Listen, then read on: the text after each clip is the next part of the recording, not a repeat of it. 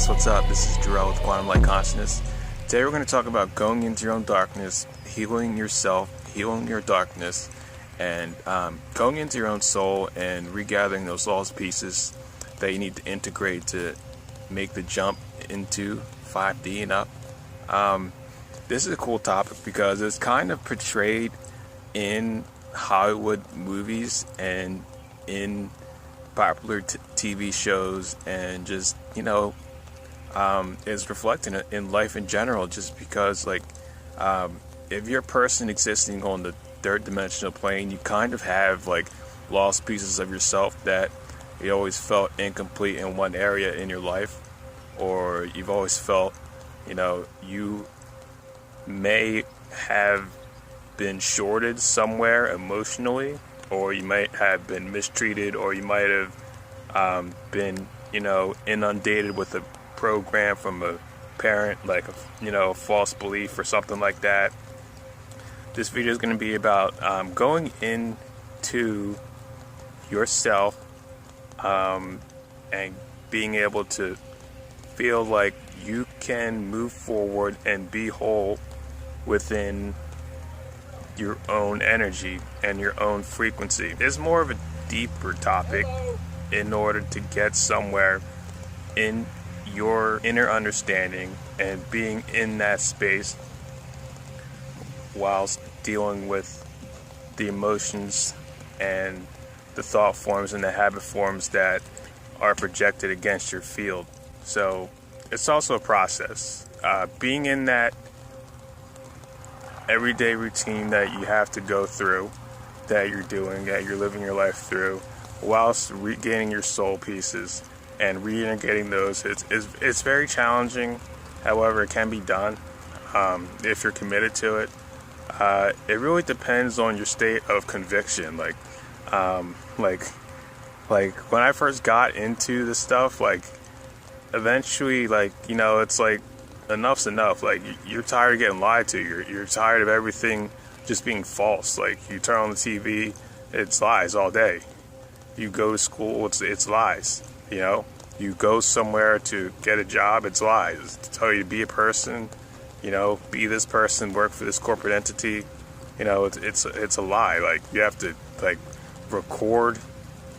You go and apply for a job, and you get to talk to a webcam in an empty room. Am I working for a person or am I working for a machine? A lot of this stuff, it's reflected across the country, in the society, and down to the systems of commerce and social structure of how entire communities get along and congregate together and form a functioning world, a world. So it's the way you utilize your own consciousness in your own space has a compounding collective effect to how the world is run, to how your family is raised, and how future generations portray themselves. So when you handle your own stuff, when you handle your own darkness, you're doing yourself a favor, and you're doing the favor of the people around you, because you're no longer reflecting their shit that they didn't process. And then if you decide to have kids, you're no longer, offlaying those types of negative beliefs onto your children's minds, because when they're born, they're like a sponge. They just absorb it. And, you don't want to pass on your own incompletions to somebody who didn't even get a chance to, get into their own balance beforehand, So, that's just a starting point. So one of the things that was relevant to me is personally knowing my own limits on my own personality, and being aware of when I'm being triggered, and when somebody else's energy is in my field, and when an outside force trying to get me to react in some type of ego or narcissistic pattern. So, and it also helps to also be able to observe other people in in those patterns. So if you've seen a pattern, like if you've seen a pattern and you've been, in contact with the person, and then you feel later on, maybe later in the day or later in the week, you're kind of swaying in that pattern, that's probably just, somebody else's pattern that wiped off on you. So it helps to be able to clear those. But in your own field, it all goes back to the inner self, the inner child. When your inner child is in your body and alive and well, because they are a multidimensional aspect, their aspect has a lot of substantial power and force within your life, believe it or not. A lot of it, unfortunately, a lot of inner children, unfortunately, are suppressed. Going into the darkness of the soul, it is more or less a activity you would do in meditation. You would do that, you sit down, and you kind of ask your higher self to tell you where you're lacking in a specific region, or where you need to get more guidance and more clarity and more light in any specific region or aspect of your personality or in your energy field. So going into the darkness, you can say it's the ego. You kind of want to get that ego conscious. Media portrays the aspects of the soul because it's conveyed everywhere. You can see it. You can see it in movies. You can see it in TV shows, or you can see it just like being integrated every day on the earth. There's always people who have their own soul aspects that kind of aren't totally integrated and completed with themselves, because if anybody was born totally complete and totally enlightened and illuminated with their own soul, like, they probably just poof, be gone. Like, they'd be able to bilocate out of this physical plane. So nobody's perfect. So one of the big things is, like, you have to let go of past trauma, past incompletions, and difficulties with family members, even if they've consciously or unconsciously, mentally, verbally, physically, or energetically held you back to getting to where you want to be. They could have made a grave mistake, or they could have just acted out of self-interest at the time. It's karma. Like, just like I said in the other video, like, every person has decided to go and incarnate on the earth plane. So when you have an individual who understands that, they start to clear everything that has happened to them, because everything that they perceive that relates to them is their karma, because it's their energy that they're carrying. Any type of circumstance, any type of happening that has gone down, you kind of carry an energy on that. That's called karma. So when you clear that, you clear your karma, regardless of what others had done or what others had not done. That's their karma, That's kind of the line. That's like the thin line, and you want to clear yours regardless of where anybody else is at, because you can't clear their karma because you're not them.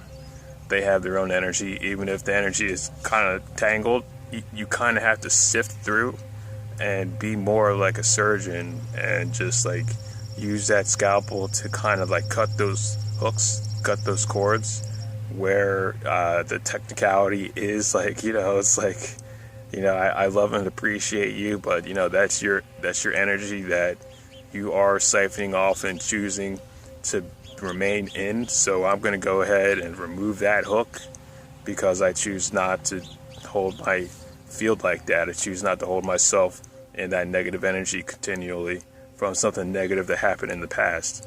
So one of the things that was huge that I just saw was the movie Black Panther.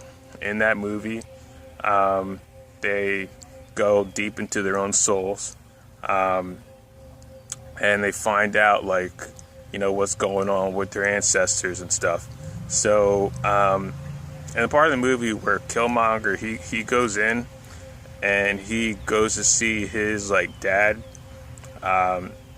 because in the past in the movie, his dad had gotten killed, and it was on the fault of the dad. So, and the dad kind of never told, like, why he had gotten himself in that situation that had got himself killed. So the dude Killmonger, he goes to visit his ancestor, his father, and when he goes in, he ends up in the same projects that his dad was in, and he's there as his inner child, and he's talking to his dad. And after all that, like, his dad's still in that energy, and his dad is still mad about whatever happened, and he's still there, just like feeding off that same trauma that his dad went through, even though his dad is still in his own karma from what he had done that wasn't in alignment with his best interests. So he dragged his kid into that, and that kind of is still, like, the premise of, like, what happens, like, if you don't let go of your karma, you end up, after you pass on, you end up as a kid still, like, pissed off about what happened when you were a kid. Like, it's kind of like you have to let go. That's just huge. Like, all that goes on within the mind, within the self, has to do with your inner self, your child self, and also your higher aspects. It helps to be able to know your higher aspects. I did a video on healing the inner child. In that video, I told you how to merge with your highest self, your cosmic self's inner child. When you do that, that really enhances the purity and innocence that you're able to hold within your own heart space, to be able to heal and clear the own karma of you and the own karma of your higher selves who are on the shadow side of duality.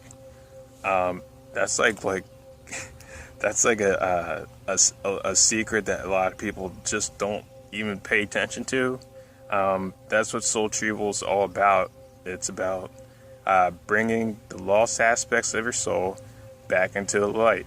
It's crazy. I don't want to go too far into this, just because I hadn't really finished, or I'm not an expert on transmuting darkness into light. But it's like if you'd like to learn, like, how to transmute, like, a piece of your soul, like, you basically say you have to integrate, like, a negative aspect, and that aspect is more or less someone on your soul stream who is overly negative. All right. What had happened when I had done this soul retrieval process on myself, I got to see the inner version, the ego version of this particular higher self. Basically what I saw was my higher self. He's an angel, but he's like a dark fallen angel. All right. But it's like, I got to go into his soul and see his ego. And what I saw was, like, just a dude. The representation of his ego was a dude. He was just sitting in yogi form, but he was in a black flame. You basically want to transmute your darkness into a violet flame. Like, with the violet flame, you want to transmute that into light. You want to transmute any type of dark energy that's encompassing the ego as darkness into light. And that's basically what I did. After I did that, it's a huge change. Same thing with, like, any type of overly negative thought forms or patterns. You kind of want to trace back those memories of when you first had that frequency go off in your mind and in your emotional field. And when you could feel those types of frequencies still existing, you can just heal that program. So after you learn how to do that, you can move up and you can start to actually like heal and redeem like negative higher selves on your actual soul stream connected to you. Because if you're not careful, they'll, a lot of times people are like overly traumatized. What they do is they kind of like feed off of that trauma because they're traumatized themselves. So if you don't know that you have like these beings connected to you, and he will jump in and just start like talking in your ear, like, oh, remember that shit happened? Yeah. You didn't deserve that. Yeah. Like it's literally like that. Like they're looking for a problem, and they're looking to amp up the drama. So they could continue to feed on their own issues and their own pain. So it's like as long as you know your own pain, you're able to transmute and re-encompass yourself into a more whole and individualized being.